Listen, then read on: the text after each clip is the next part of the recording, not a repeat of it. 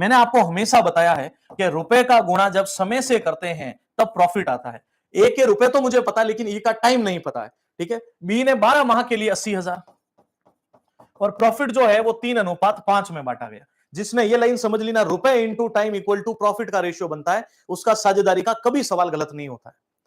0 से 3 zero cancel, 12 से 72 6 बार, 3 से 6 कैंसिल 2 बार, 2 से ये कितनी बार बोलो, 2 से ये 40 बार और 5 से 40 8 बार, 8 उधर चला जाएगा, एम बराबर 8 माह।